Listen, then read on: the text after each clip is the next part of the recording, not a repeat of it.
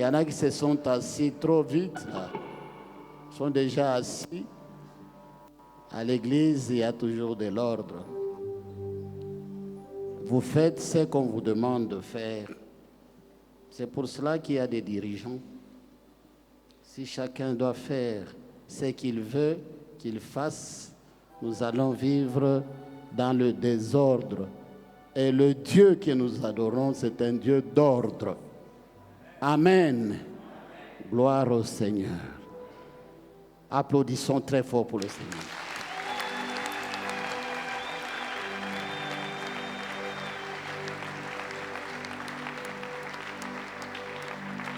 Amen. Gloire au Seigneur. Vous pouvez vous asseoir maintenant.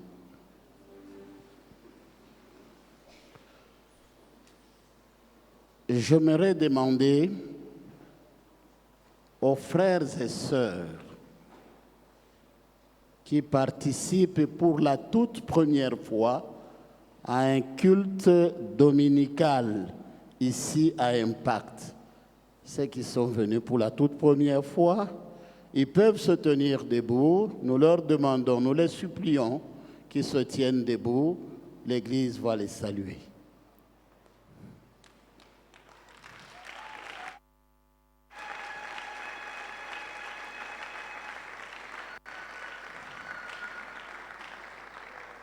Mes bien-aimés, nous vous disons, soyez les bienvenus. Cette église s'appelle Impact for Christ Ministries.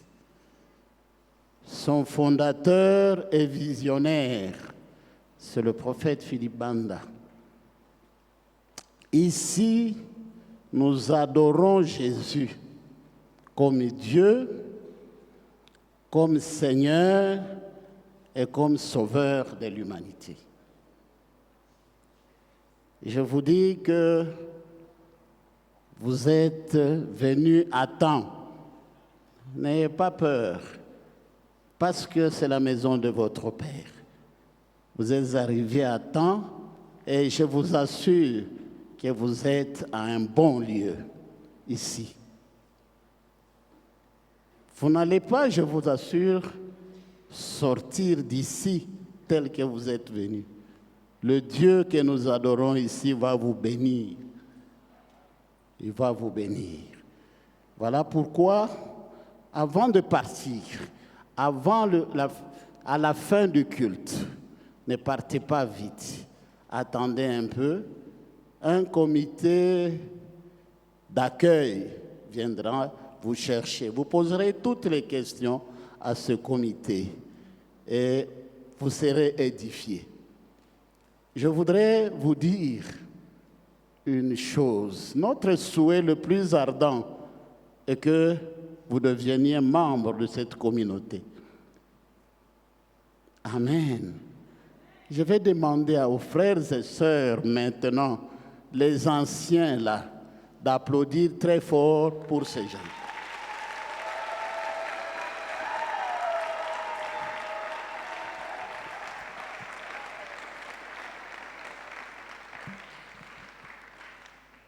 Vous pouvez vous asseoir, s'il vous plaît. Mes bien-aimés, nous avons l'habitude de rappeler chaque dimanche le programme de l'Église. Ce n'est pas parce que ça nous fait plaisir de rappeler, c'est parce que nous pensons que lorsque l'Église donne le programme, par le fait même, l'Église vous invite à mettre en pratique ce programme-là. On ne le rappelle pas pour rien. C'est pour que vous soyez au courant de ce programme et vous puissiez vous y conformer. La vie dans une communauté, notamment dans une communauté religieuse comme la nôtre, ça doit être une vie de coopération. Nous devons avoir les mêmes objectifs. Nous devons coopérer Nous devons travailler ensemble. Il y a des gens ici qui ne sont jamais venus à un culte d'enseignement. Ils trouvent toujours une raison pour ne pas venir. Je vous dis que nous allons avoir une marche à plusieurs étapes. Il y en a qui seront à Kasumbalesa pendant que les autres sont encore à Lubumbashi. Et de cette manière, nous n'allons jamais nous comprendre.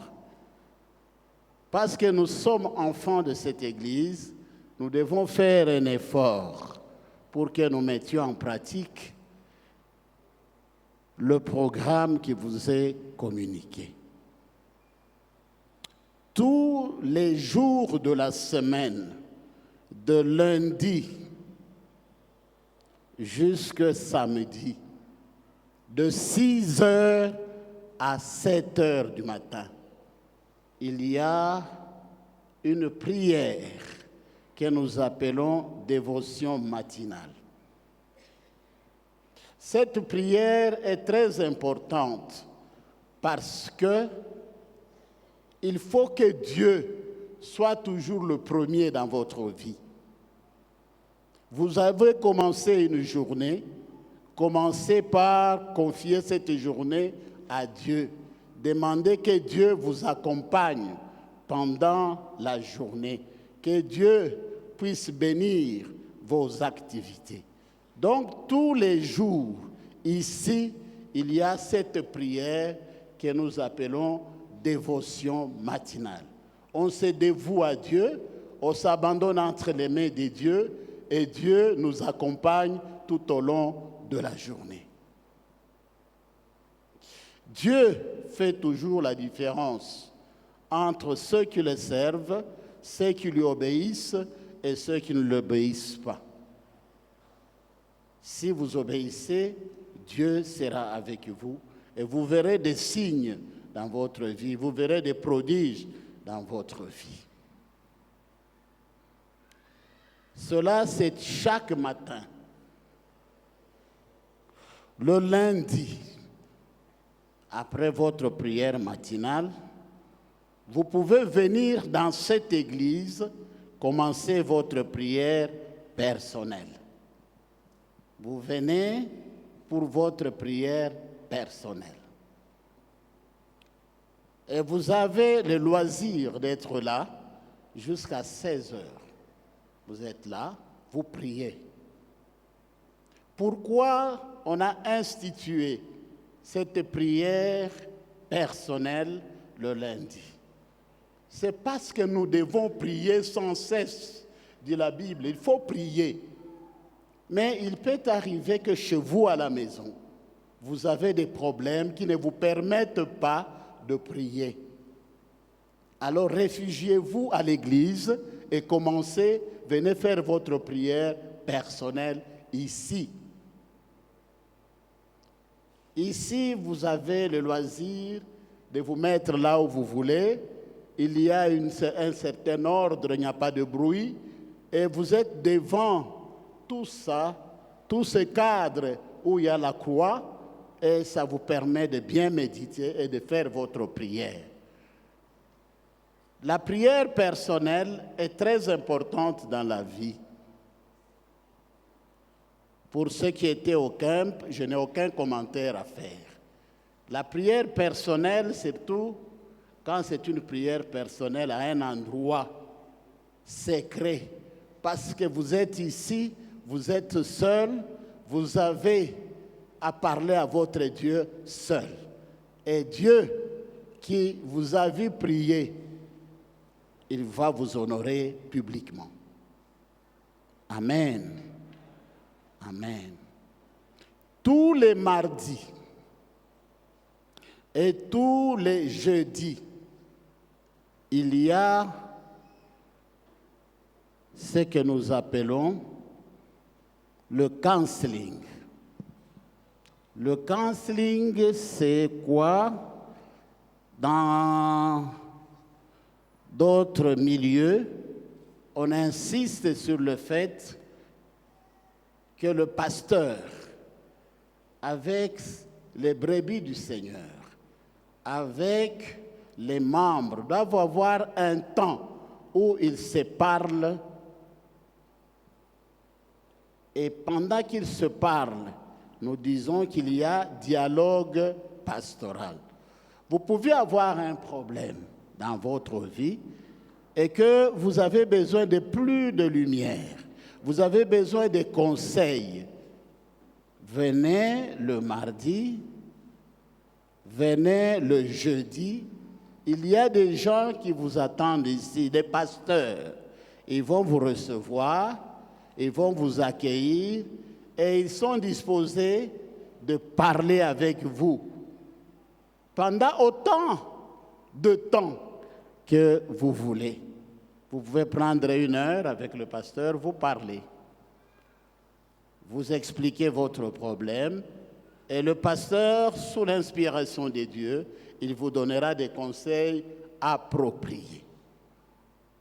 Et si le pasteur estime qu'il faut prier pour vous, il va prier pour vous. Et vous serez libérés de votre affliction. Amen. Toujours le mardi et le jeudi, à partir de 16 heures. À partir de 16 heures, le mardi et le jeudi, nous avons ce que nous appelons réunion des familles. Réunion des familles. Il s'agit de familles pastorales. Cette église est grande numériquement. Il est difficile que le pasteur connaisse chaque membre. Par conséquent, il faut des petits groupes que nous appelons famille pastorale. Et c'est l'inspiration de Dieu. C'est Dieu qui a fait voir aux prophètes qu'il faut constituer des groupes. Chaque pasteur a un certain nombre de personnes avec lesquelles il se réunit, des personnes qui peuvent se référer à lui pour poser leurs problèmes. Ce sont des familles pastorales.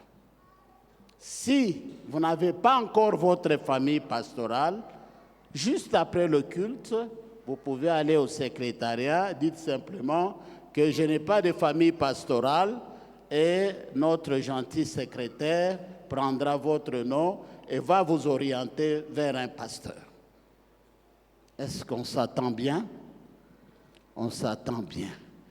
Kama haulakuwa na pasteur wako, kisha réunion, kisha culte, uende ku secrétariat, peleka jina, plutôt secrétaire, atakutafutia pasteur yuko disponible kukupokea ku famille yake.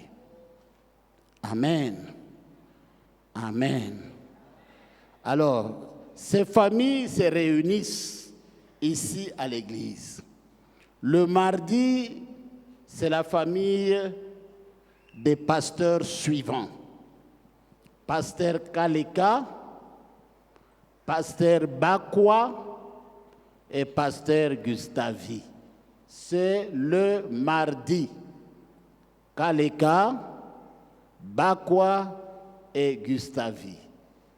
Si vous appartenez à une de ces familles, sachez que le mardi, vous devez être ici à 16 heures pour la réunion de votre famille pastorale. Le jeudi, pasteur Jean Ilunga, pasteur Kapiamba, pasteur Hadassa, pasteur Pélagie et pasteur Kibandwa se réunissent le jeudi avec leurs membres. Si vous appartenez à l'une de ces familles, sachez que le jeudi, à partir de 16 heures, il y a réunion ici à l'église. Je vous en prie, venez à ces réunions. Elles sont importantes est instructive parce que pendant ces réunions, il y a des enseignements qu'on revoit. Ce que vous n'avez pas compris, vous pouvez poser comme question. Il y a des problèmes personnels qu'on traite parce que chacun de nous a ses problèmes. Venez, et puis c'est un moment de prière profonde.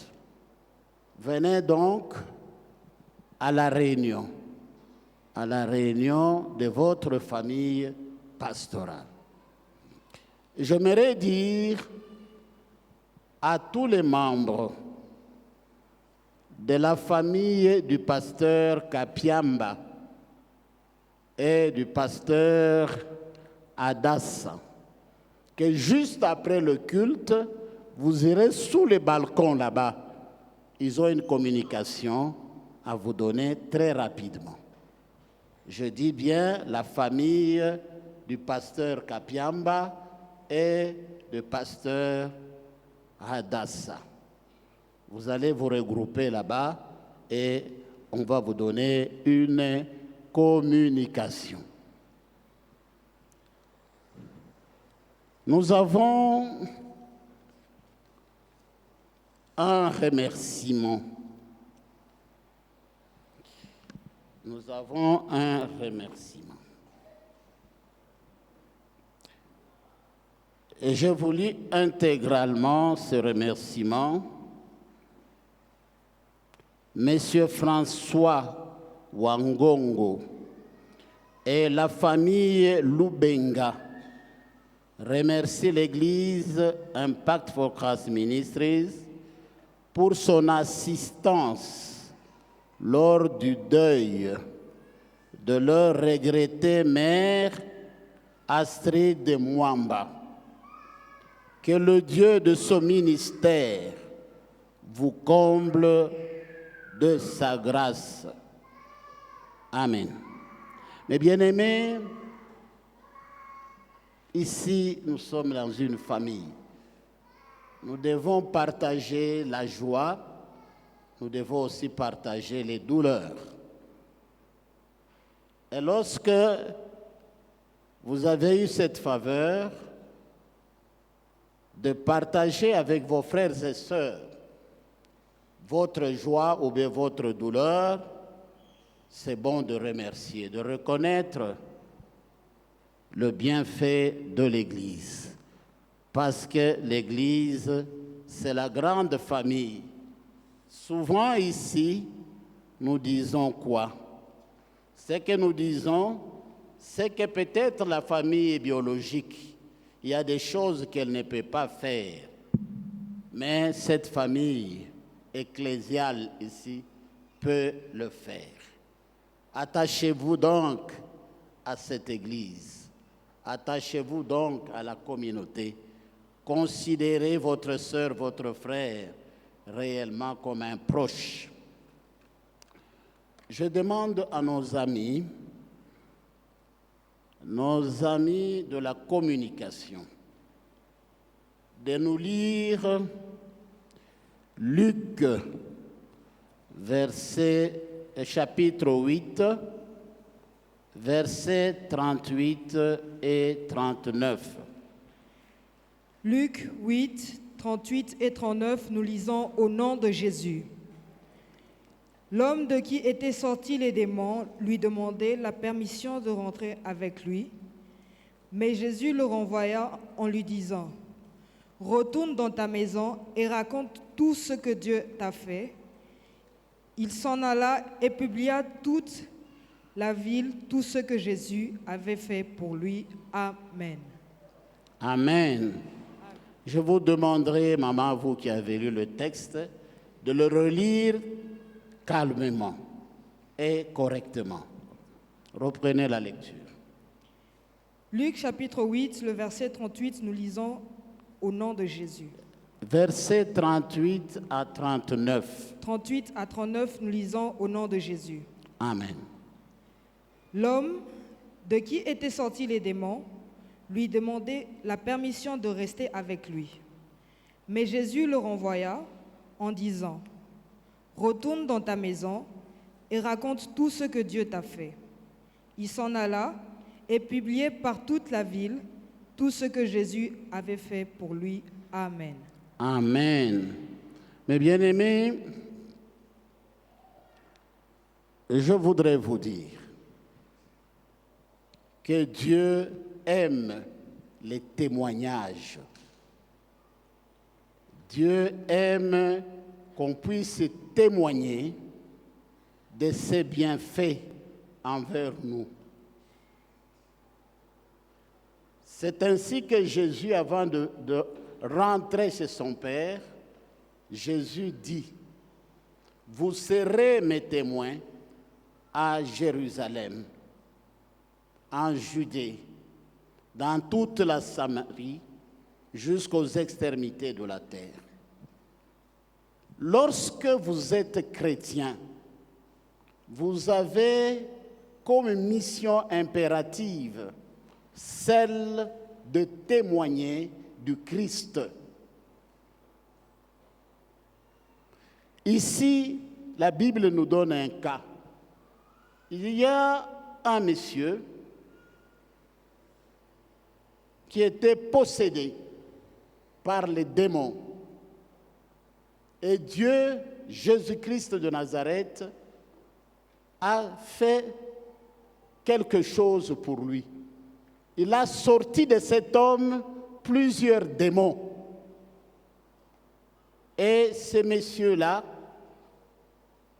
après cette délivrance, il va dire, « Seigneur Jésus, comme tu m'as délivré, je vais rester à côté de vous. » Jésus a dit, « Non, je n'accepte pas. Rentre dans ta maison, va en ville et parle de ce qui s'est passé. » C'est-à-dire que Dieu aime que nous puissions témoigner de ce qu'il fait pour nous. Mon frère, ma sœur, pouvez-vous réellement dire que Dieu n'a rien fait pour vous jusqu'à ce jour? Le fait d'être en vie et de venir ici, c'est déjà un miracle. Il y a des gens plus jeunes que vous qui sont déjà partis. Il y a eu des événements, il y a eu la COVID-19. Tout ça, ça a emporté beaucoup de gens. Mais toi et moi, nous sommes là, vivants. C'est parce que nous sommes intelligents? Parce que nous sommes forts? Non. Dieu a déjà fait quelque chose pour toi. Tu étais peut-être, quand tu regardes la voisine, elle est une belle femme, mais elle n'a pas de mari. Tu dis, ah, comment moi, j'ai pu avoir un mari? Est-ce que tu t'es déjà posé cette question? Cette femme-là, c'est une belle femme, jolie, mais elle n'a pas de mari. Mais toi, tel que tu es là, tu as un mari. Toi, tel que tu es là, tu as une femme. Mais il y en a qui ont tenté d'avoir des femmes et n'ont pas réussi. Mais bien-aimés, Dieu agit. Et Dieu veut que nous puissions témoigner de ce qu'il fait pour nous. Ça serait une grave ingratitude que dans cette Église, qu'il n'y ait pas de témoignage aujourd'hui. Qu'il n'y ait pas de témoignage. Moi, ça m'a touché, c'est pour cela que j'en parle. Je voudrais vous dire, mes bien-aimés, que Dieu aime qu'on témoigne des bienfaits qu'il fait pour nous. Dieu veut cela. Pourquoi? Parce que le témoignage, c'est le signe de gratitude.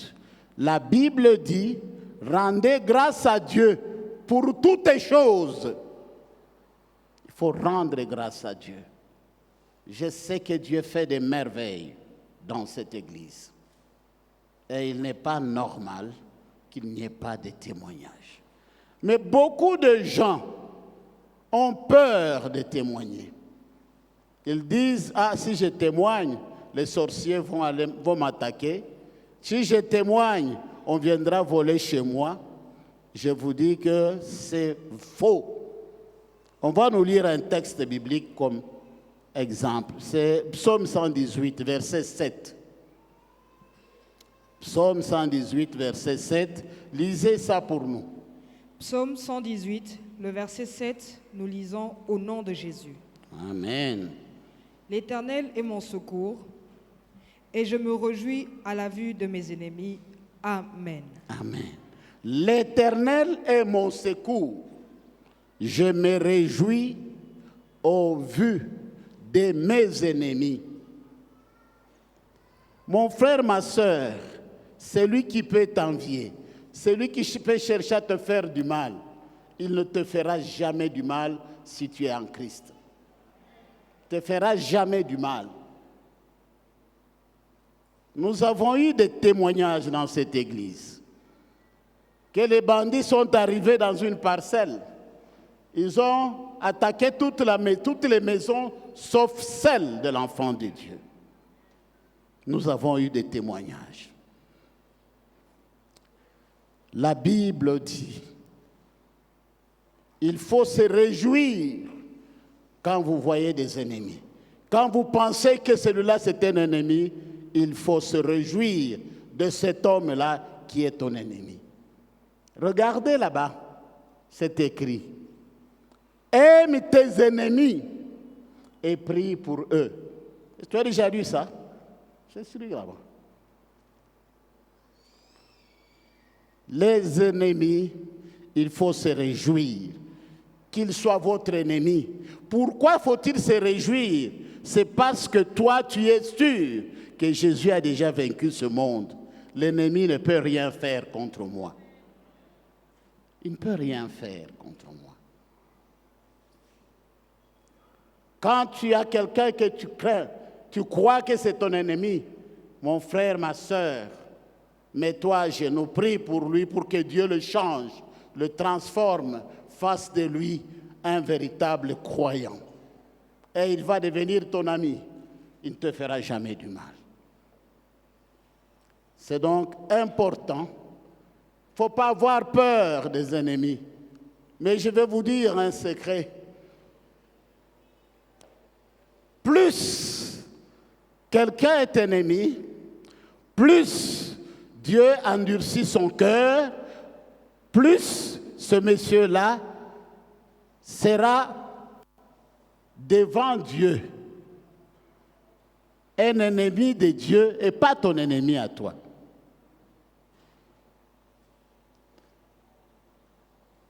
Dieu, il s'appelle Jéhovah Shammah. Cela veut dire qu'il n'abandonne jamais les siens. Soyez sûrs d'une chose, que lorsque vous avez des ennemis, réjouissez-vous. Parce que Dieu va s'occuper d'eux. Il va s'occuper d'eux parce que toi, tu es son enfant. Dieu ne peut pas t'abandonner. Il est Jéhovah Shammah. Il ne va pas t'abandonner. Il va plutôt combattre pour vous. C'est ça son rôle. C'est pour cela qu'on l'appelle Jéhovah Nissi. Il est capable de vous protéger et de combattre pour vous. N'hésitez donc pas de venir témoigner parce que tu crois qu'il y a des ennemis. Il n'y en a pas, ils ne feront rien. Plus ils sont ennemis, plus ils deviennent la cible de Dieu. Alors, je voudrais, mes bien-aimés, vous demander, vous exhorter à témoigner. Quelle que soit la grandeur du fait, même si vous constatez que Dieu a fait quelque chose, petite soit-elle, viens témoigner. Parce que Dieu va te donner davantage. parce que ton témoignage, c'est une évangélisation. Ça va permettre à d'autres personnes de venir à Dieu. Amen.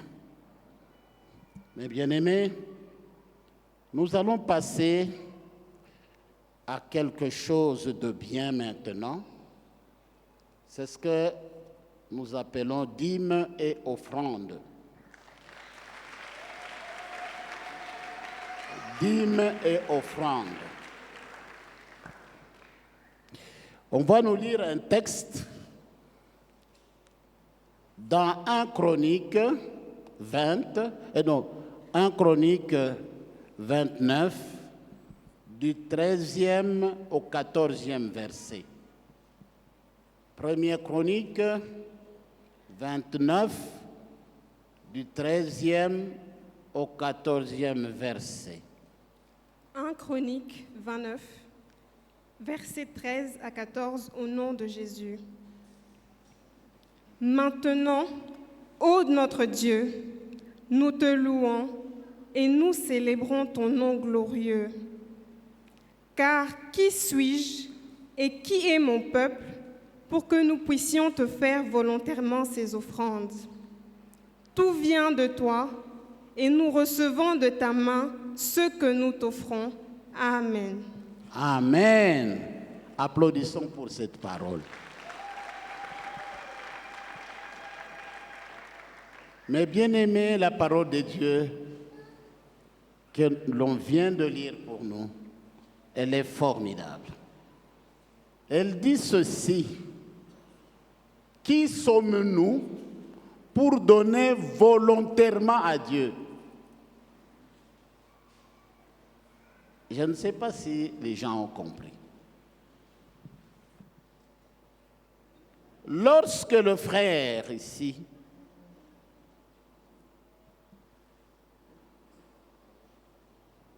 je ne lui dois rien et je prends mon argent, je lui donne. Je lui donne parce que je veux, je le fais volontairement. Mais à Dieu, ce n'est pas ça. À Dieu, nous ne donnons pas volontairement. À Dieu, nous avons une obligation de donner. Pourquoi? Parce que ce que nous sommes et ce que nous avons, tout nous vient de Dieu. Donc nous sommes redevables vis-à-vis de Dieu. Si nous comprenons cela, et l'écrivain biblique termine en disant ceci: ce que nous te donnons, Dieu, ce que nous t'offrons, c'est rien d'autre que ce que toi tu nous as donné. Amen. Ne croyez pas que si vous prenez, je ne sais pas, une voiture, vous donnez à Dieu, vous avez fait quelque chose d'extraordinaire. Non, c'est lui qui t'a donné cette voiture. Et tu la donnes à celui qui en est le propriétaire. L'argent que vous avez, mon frère, ma soeur, vous l'avez reçu de Dieu. Si vous savez que vous avez reçu ça de Dieu, vous allez donner à Dieu. Vous n'allez pas dire c'est ma volonté. Non, non, c'est une obligation parce que c'est Dieu qui fait de toi ce que tu es. Ce que nous sommes, ce que nous avons, tout nous vient de Dieu. Et comme ça nous vient de Dieu, Dieu a de droit sur ce que nous avons. Amen. Amen. Mes bien-aimés, nous devons donc, en contrepartie de l'amour de Dieu pour nous, en contrepartie de cet amour, nous devons donner, c'est un devoir, à Dieu nos dîmes et nos offrandes. Et c'est la meilleure façon d'adorer Dieu. Il faut adorer Dieu avec nos biens. Avec nos biens. C'est beau de dire Seigneur, sois élevé. Oui, sois élevé. Mais Dieu veut que nous puissions l'adorer avec nos biens. Et ces biens-là, c'est lui qui nous les a donnés.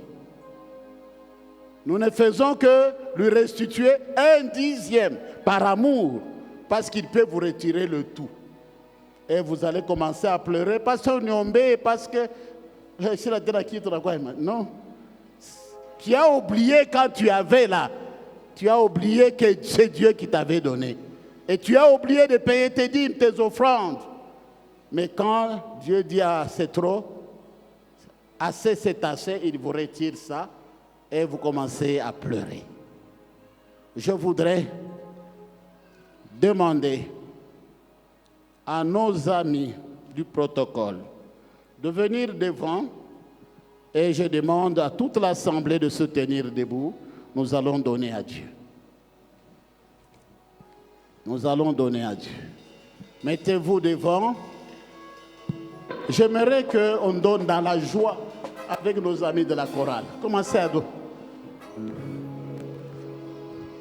Levez-vous tous, même ceux qui prétendent qu'ils n'ont rien à donner. Mettez-vous debout.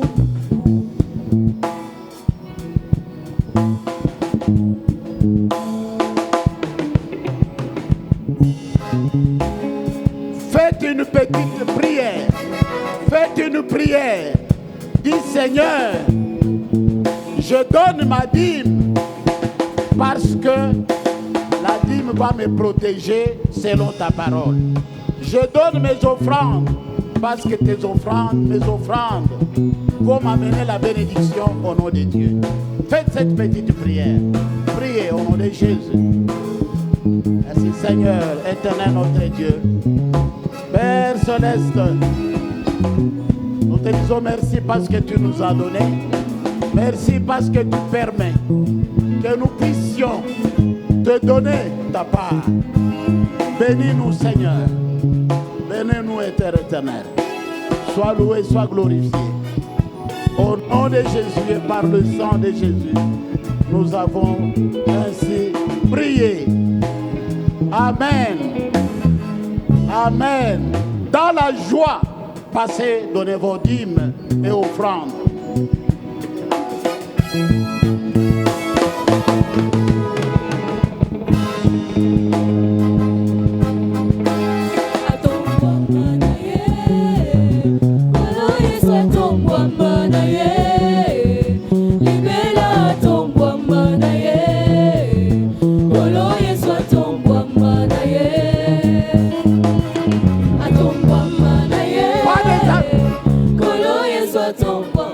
Les enveloppes de construction, non. C'est après.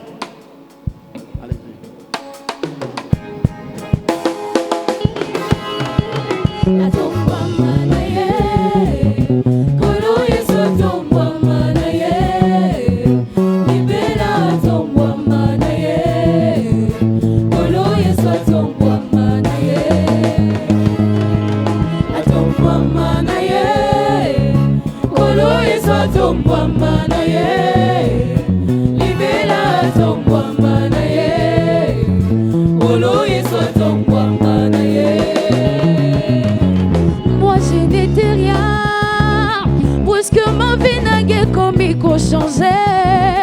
Oh ya musique poussani pembeni ngae, rien avant la babasi na monaki. A défier banguna nanga, a défier oh ya pesa kinga chance tengae, a défier tiba toute nanga mokoe, tembesili e swalongi na ye, atomba mana ye, kolo Yesue, kolo Yesue.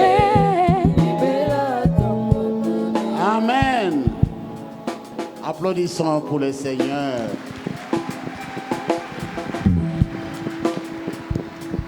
Mes bien-aimés, c'est un grand événement quand on donne à Dieu. Parce que Dieu n'est redevable vis-à-vis de personne. Quand vous lui donnez, il ne gardera pas, il n'aura pas une dette envers toi. Il va tout de suite vous payer. Parce que tout ce qui existe lui appartient. Les dépôts de Dieu sont inépuisables. Inépuisables. Amen. J'aimerais que la communication nous lise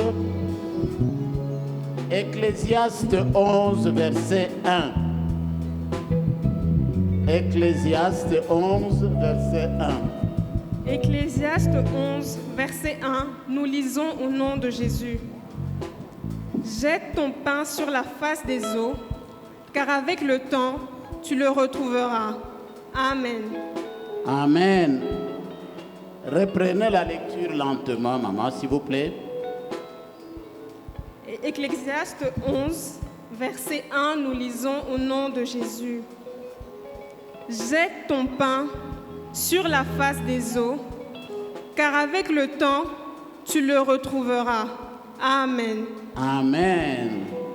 Jette ton pain à la surface des eaux. Il y a une rivière. La Bible dit, jette ton pain sur cette rivière. Jette ton pain sur ce lac. Jette ton pain sur cet océan. Tu le retrouveras, ce pain-là. Ah, c'est merveilleux et c'est à fois en même temps difficile de comprendre. Vous connaissez le pain, très fragile. Quand vous prenez le pain, votre pain, vous le jetez dans l'eau. Quelques minutes après, il n'y aura plus rien, apparemment. Mais la Bible dit, jette ton pain à la surface des eaux. Tu le retrouveras. C'est dire quoi? Dieu veut que nous puissions, dans notre vie, donner même aux personnes que nous ne connaissons pas. De donner même là où nous n'entendons rien. Lui-même, il va vous récompenser. Il va vous récompenser. Mais bien aimé, c'est toujours malaisé de parler de soi-même. Mais je vais vous donner un exemple. En 1992 et 93, moi je me trouvais à Likassi. Vous savez, ces malheureux événements qui s'étaient passés en 1992-93.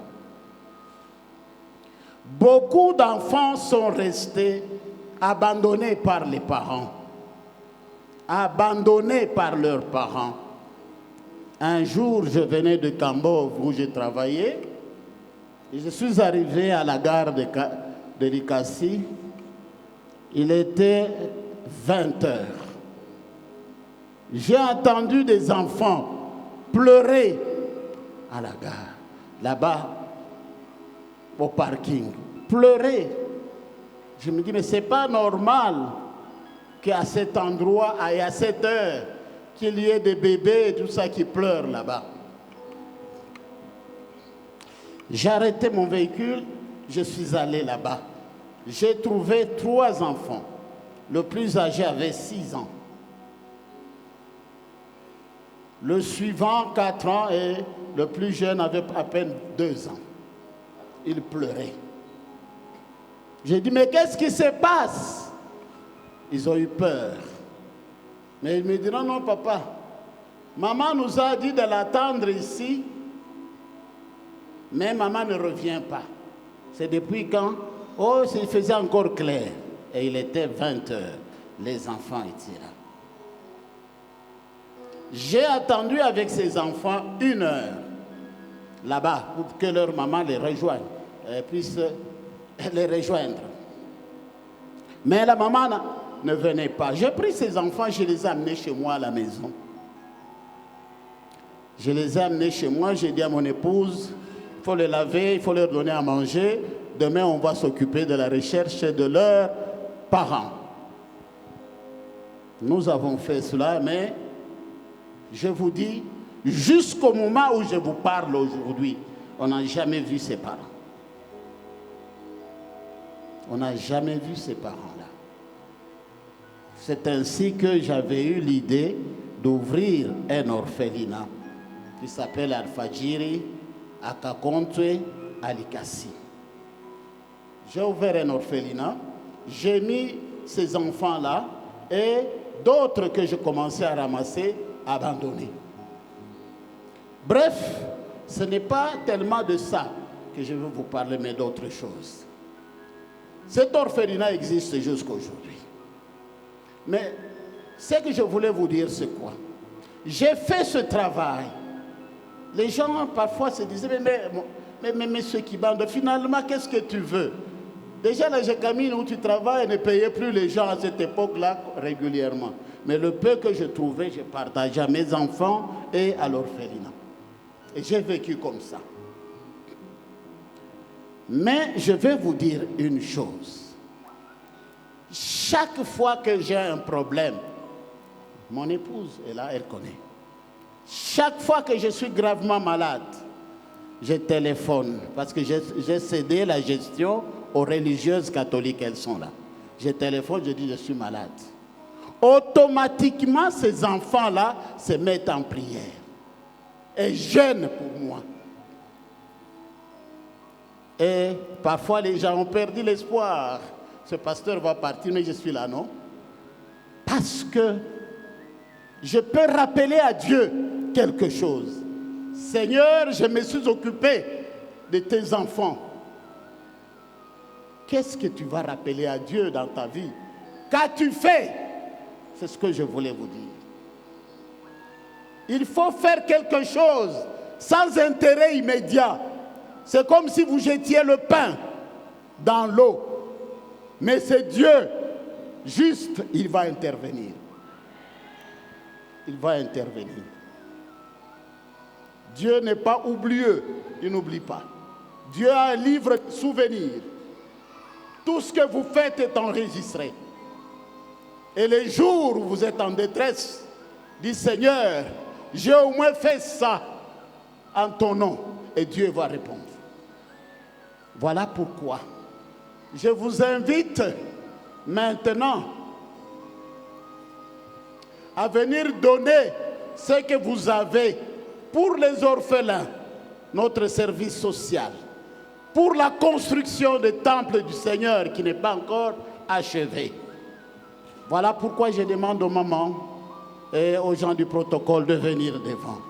Nous allons donner de l'argent, donner ce que nous avons pour les orphelins, mais aussi pour les bâtiments.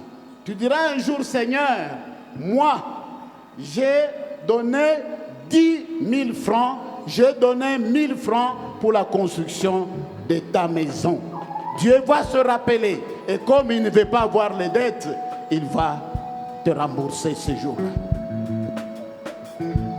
Mettez-vous debout et commencez à venir.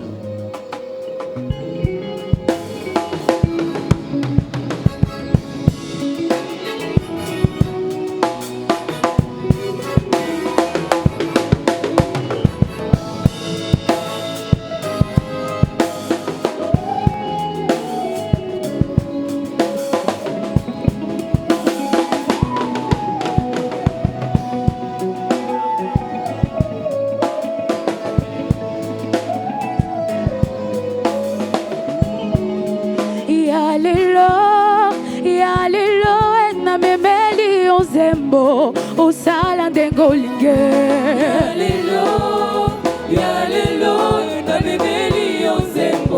Osala ndengolinge.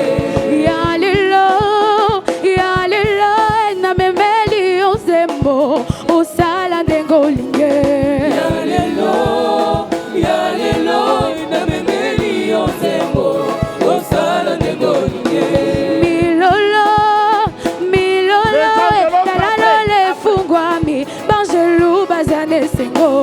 Yalelo, yalelo, na bebeli ozembo. Osala ndengolinge. Yalelo, yalelo, ekomba memi mwana Yesu akokisibilaka e. Yalelo, yalelo, na bebeli ozembo. Osala ndengolinge. Diplômé,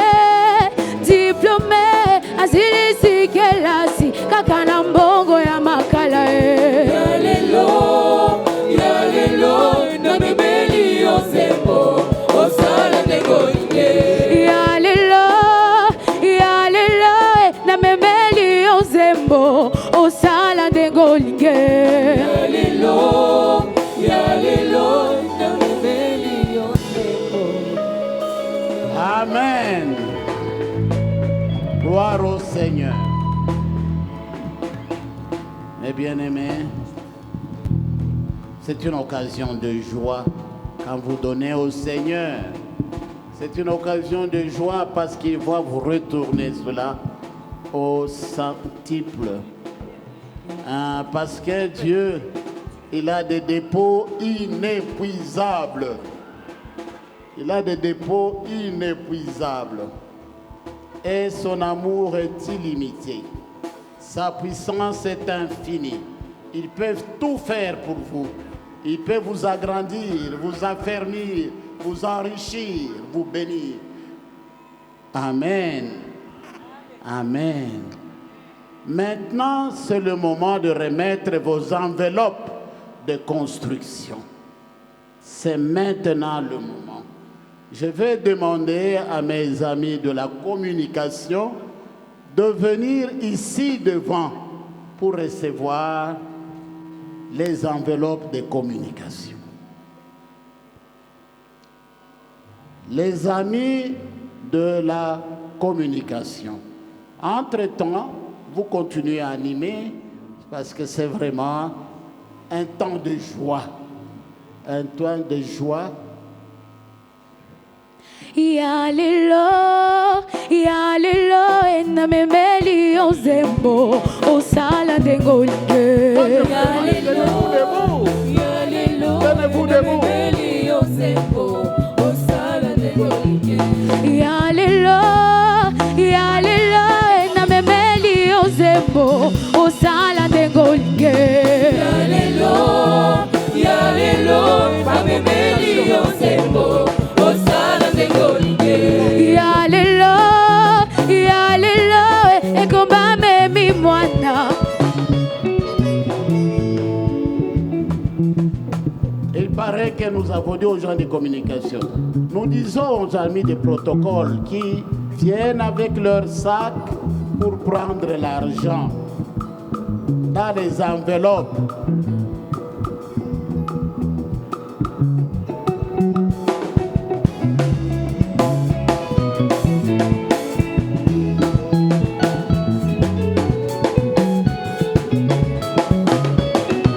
Mettons-nous debout et fêtons. Ya lelo ekomba memi mwana yesu akokisi bilaka Ya lelo namemeli yo nzembo osala ndenge olingi. milolo talalo lefungwami bangelu bazana esengo Ya lelo namemeli yo nzembo osala ndenge olingi. diplome asilisi kelasi kaka na mbongo ya makala Ya lelo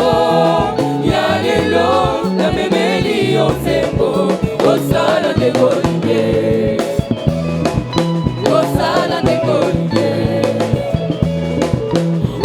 alibotala ngai osala ndenge olingi na mboka ya kongo osala ndenge olingi bamama na litolo na se osala ndenge olingi l'eglise na ngai osala ndenge olingi Osala ndenge olingi.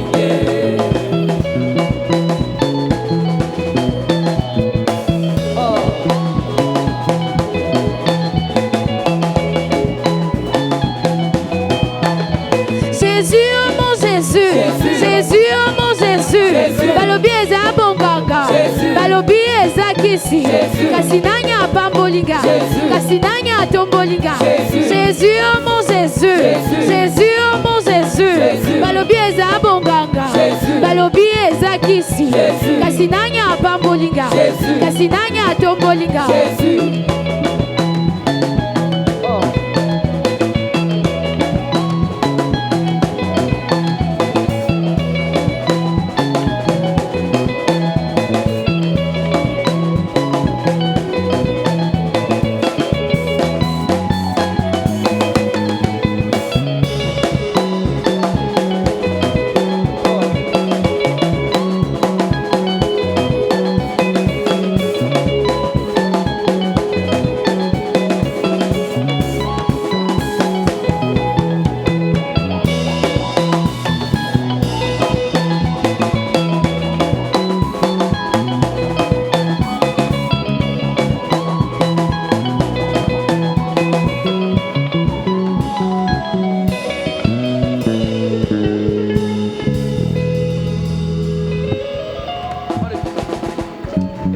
Amen.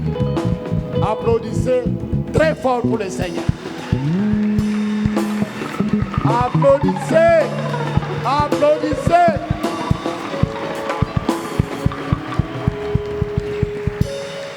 Mes bien-aimés, c'est le moment crucial, le moment le plus important de notre culte qui va commencer. Nous, des églises réformées, le centre de nos cultes, c'est la prédication. La prédication, c'est le centre de nos cultes, nous qui sommes des réformés. Avec la prédication,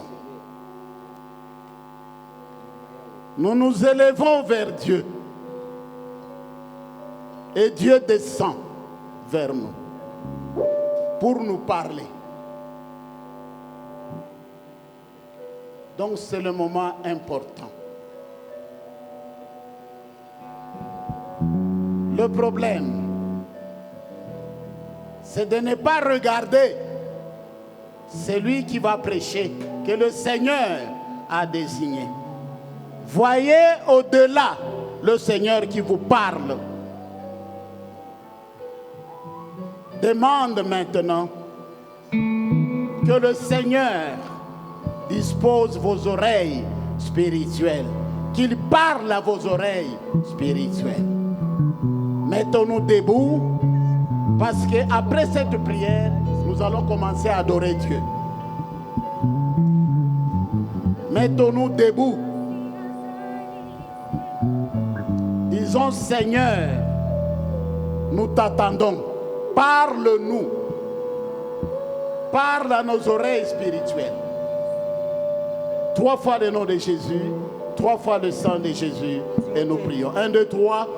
Au nom de Jésus et par le sang de Jésus. Au nom de Jésus et par le sang de Jésus. Au nom de Jésus et par le sang de Jésus. Prions. Éternel notre Dieu, Père céleste, Dieu d'Abraham, d'Isaac et de Jacob. Seigneur Jésus,